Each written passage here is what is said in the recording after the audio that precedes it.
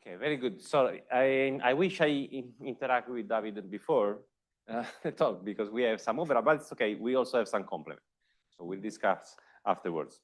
Okay, so Harold already told you about the precision of the waveform.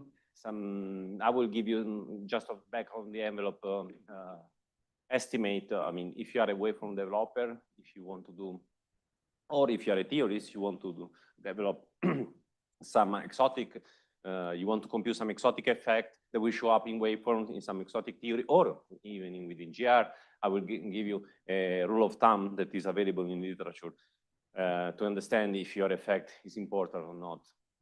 And then, of course, I mean, I don't need to justify to the audience the importance of computing body dynamics for computing waveforms, and focusing on the effective field theory side, I will give you a state of the art. So let's start. So in the future, this is a 3G distribution of signal to noise ratio. We can get to a few hundred events. So this is a normalized distribution. That it means that if you actually get to 1 million events, you see, then you have to, up to 10 to the minus 6, you still have few events. So we get 2,000 of signal to noise ratio. What do we do? What is the precision we need for the waveform? Okay, there is this classical argument that I'm reporting here. Basically, since we don't know what is the true waveform, we can take a proxy as how your waveform is wrong by taking the difference between two waveforms. So two waveforms you take the difference between the two, the true waveform drops out, and so you get this distance between waveforms. And since according to the scalar product, which is the standard match filtering scalar product, you want this distance to be less than 1, that means that this distance must be also less than 1 or less than 2. So the back of the envelope of criterion is you get the overlap, which is the normalized scalar product of one waveform to the other. And so the complement to 1 is the mismatch. I mean, the name is intuitive. No? The mismatch is 0 if the two waveforms are exactly the same, and is small if the waveform is slightly different. And this is the standard formula of the match filtering. So the distance between the waveform that I showed in the previous slide can be expressed linearly with the mismatch. And so basically the mismatch goes down as the signal to noise ratio square. So basically the two waveforms are almost equal. So the norm of the waveform is the signal to noise ratio. This is the norm square. So the idea is that basically this is a sufficient condition. It's a very stringent condition. You might find a necessary condition which is milder than this. But again, just for a back on the envelope computation. Basically, if you have a waveform and you want to compute with numerical relativity with existing waveform, or you want to see how the new effect you computed modifies the detectability of the waveform, well, check the mismatch, and that depends heavily on the signal to noise ratio. Of course, a small signal to noise ratio, small effects will not be important. Small effect can be important, high signal to noise ratio. And from this classical paper, you can read off. So a signal to noise ratio of LIGO, of this LIGO, of present LIGO in Virgo, well, 10 to the minus 2, 10 to the minus 3 is more than fine. But when we get to the golden events of 3G generation detector, then we do need to improve the waveforms. And so if you have even a small effect, can make a difference. And to continue in this line of back on the envelope, you see, just parameterize the waveform as an amplitude times the exponent of the phase, exponential of the phase. So we can parameterize the mismatch in this way. So this is the norm of waveform 1, this is the norm of waveform 2. So we normalize it and we compute the standard match filtering. So suppose the waveform 2 has a delta phase with respect to delta 1. Let's forget about the difference in the amplitude. You see that the mismatch will be quadratic in the dephasing. So another back on the envelope criterion is to compute the dephasing or the integrated dephasing of your waveform and see how, I mean, just compute the number and you get the number and then you compare to the formula relating to signal to noise ratio that I gave you earlier. So I did this exercise for fun for the post-Newtonian phasing. So I take the post-Newtonian phasing and then I take it as 0 PN, 1 PN, 1.5 PN, 2 PN for 3 different systems like the solid line are black holes, the dashed line are neutron stars, and blue is advanced LIGO, red is ET, black is LISA.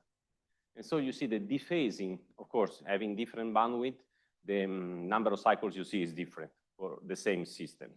And then you see, according to the detector, when you increase the PN that you use for the phasing, the number of cycles you accumulate are, of course, goes down. This is the contribution to the number of cycles, just the 0 PN, the contribution just the 1 PN, the contribution just the 2 PN, 2.5, and so on. And see, when you reach the 4 PN level, the okay, 4.5 is known too, but okay, this is 4.52. You see, when you reach the 4.5, which is the last analytically known post-Newtonian order, you see you tend to saturate to this contribution to 0.1 radians, or to 2 pi times 0.1, the contribution of that PN. That tells you, I mean, this is a sort of inconclusive in the sense, going down, going to higher order, will it contribute 10 to the minus 2, or will it saturate there? I mean, the point is that when you get close to the merger, you have a lot of terms. You have a lot of new physics. You have the merger and so on. So at the end of the day, it's good to compute post-Newtonian tail, but you always have to compare with something more complete than the perturbative expansion. Just because when you have two body and the two body merge, I mean, the two body approximation cannot simply describe. And this is a plot that tries to quantify the incremental contribution of PM. I haven't talked about PM, so let me skip this for the moment. Okay, so just to complement on the PN description that you heard before, since yesterday you heard about testing GR. So basically one of the frame, surely not the unique, but one of the first frame to test GR was set up by this parameterized post-Newtonian. So of course you have heard about post-Newtonian a lot. Most of people here are very expert, but let me give you this other view on the expansion of post-Newtonian. Basically, to compute the phase, you need to know the dynamics. So the phase is an integral of the phase derivative. And then if you want to integrate the phase derivative over time, you need to know how the phase evolves with time. So there is a shortcut to fold in the dynamics into the computation of the phase of the waveform, is that instead of computing directly the phase derivative and its time evolution, you take the energy function of the two-body problem and you take the luminosity function of the two-body problem. Of course, this is the kinetic energy minus the kinetic energy in the Newtonian limit, because the energy function is kinetic plus potential. Potential is minus twice the kinetic. And then you have all PN correction, which for the energy, they all belong to V square, to even power of V. And for the luminosity function, you have the quadruple formula, and then you have all corrections. You have V square correction, and then starting from power of 3, you have also odd in power correction. So the idea is that you plug in this formula. Basically, you have a new effect to compute. You put it into the energy function, you put into the luminosity function, you turn the crank, and then you see how it contributes to the phase. And because this is V to the 10, this is V to the cube, this is V to the 1, you have high power of V. That means that having a low order in post-Newtonian gives a huge effect in phi, just because this is 1 over V and V is smaller than 1. So you see, all of these coefficients have been computed. Okay, here I'm focusing to zero spin and circular orbit just for simplicity. All terms have been computed up to 4.5 for circular orbit. And so these coefficients are actually known, but of course in parameterized post-Newtonian, these coefficients are allowed to vary and then checked against data. Okay, so this is the framework. What is nice about this waveform that you can relate a specific physical effect to specific PN order. So for instance, the spin, we start entering 1.5, and this, of course, you have 6 numbers that determine the two spins. So there is one combination of the spin that enters 1.5, there's another combination of the spin that enters at 2 PN. So it's really, there is, I mean, why we all love post-Newtonian, because there is a nice correspondence between PN order and specific physical, analytic physical effect. So for instance, absorption for spinless case, we start at V to the 8. Tidal effect, we start again without spin, start at V to the 10. So you have a nice correspondence between this analytic computation, post-Newtonian expansion order, and qualitatively different physical effect. So then what David talked to you 10 minutes ago, recasted into the language of effective field theory. So you want to study a system both in the conservative dynamics and in dissipative dynamics. So in the conservative, you just approximate the two bodies by two dots with some size, because they might have an effect of finite size, and some distance. And here they exchange what we call potential gravitons.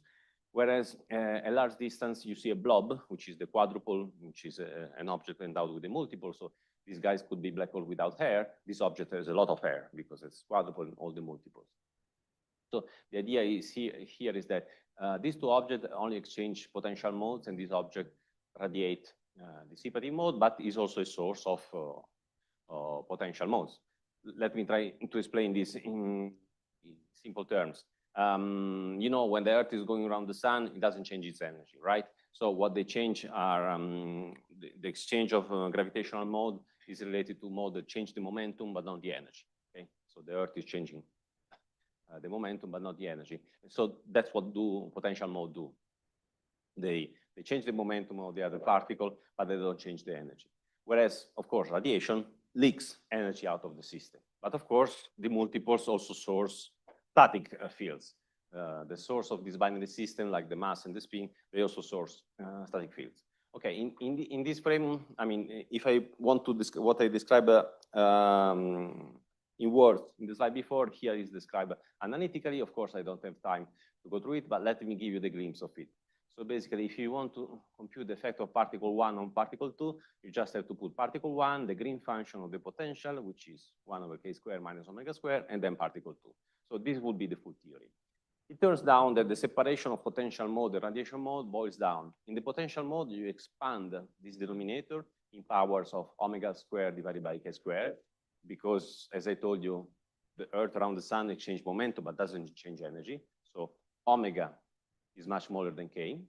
Whereas in the far zone, you consider your binary system as a blob emitting long wavelength radiation. So here you keep the green function as it is, but you expand this exponential, because k now corresponds to a wavelength which is much larger than the size of your system. So as it turns down, here I'm sketching a demonstration, but as it's highly non-trivial, the fact that either you consider the full theory in which the first particle emits the full gravitational field, potential and radiation, and the second particle feel the full gravitational field, which is hard problem, or you say that, look, the full potential is given by the sum of a near zone of the potential mode plus just the far zone. So you see, this is an approximation to that, and this is an approximation to that. Neither of the two catches the full potential, but it's a non-trivial result, which I cannot demonstrate. I mean, I sort of sketch here, but I mean, it doesn't make any sense now to go through the demonstration. The total exchange of gravity is equal to this approximation plus this approximation. Each of the two is approximation, but the sum of the two somehow magically reconstruct the full exchange of gravity. That's at the heart of this separation of near zone and far zone that was alluded before, and potential modes and radiation modes. Okay, so this is the situation at the moment. So, sorry, not yet the situation. So this is the splitting. So in the near zone, you consider each particle which is with its Ward line and eventually the coupling of its quadruple to the Riemann and so on. And these are tidal effects. And then in the far zone, you consider the blob of the two particles, this composite system with mass, spin, and all the multiple moments because it's a very hairy object. So at 5 p.m., the situation is more or less, I wouldn't say there is disagreement at 5 p.m. It's incomplete. The 5 p.m. is incomplete. Okay, let me skip this because I have time. So another thing I wanted to say, 30 seconds. So these are examples of near zone diagrams. So this is Newtonian potential. This is 1 p.m., 1 p.m. So what you have to, if you took a quantum field theory class and they told you that this diagram is quantum, they lied to you. Okay, the diagram contains a quantum piece, but it also contains a classical piece.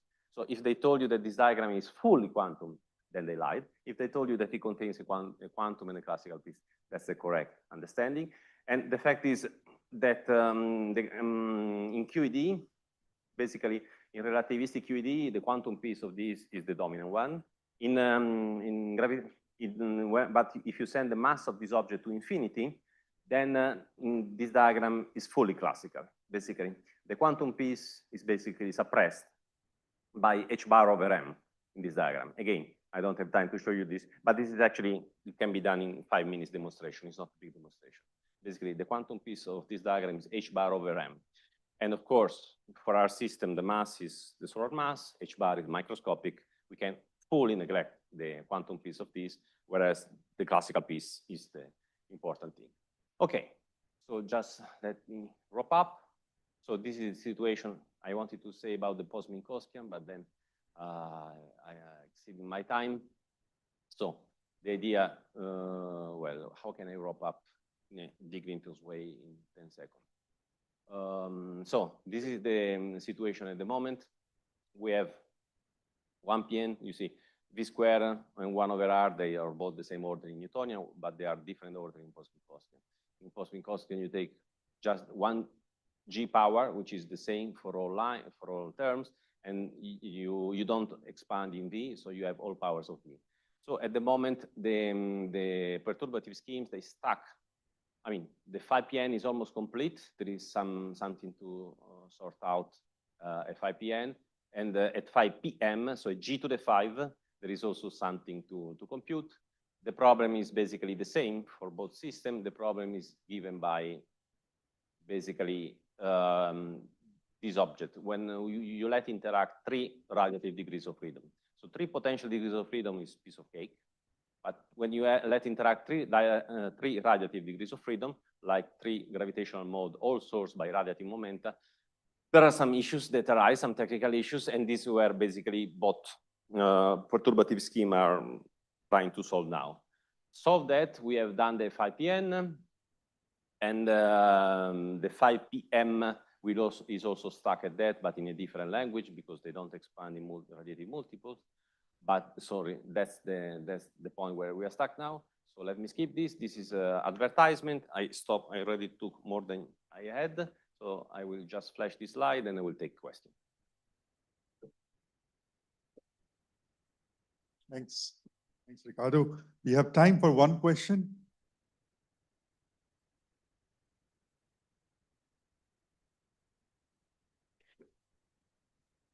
Hi, thanks for the nice talk.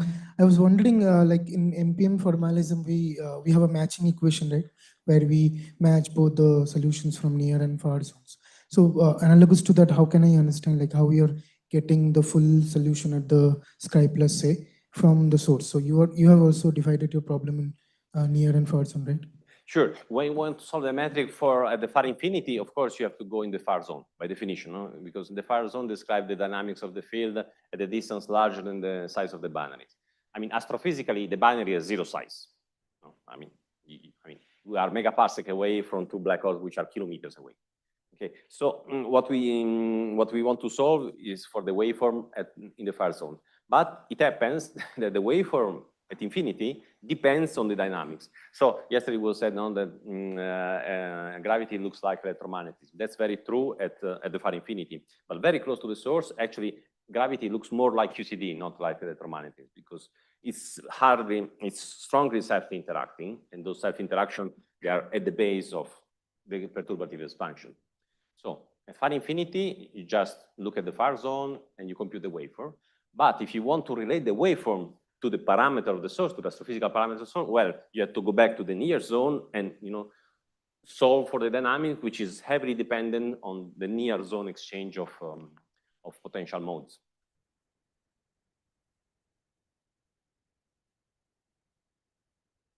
Okay, let's thank Riccardo once again.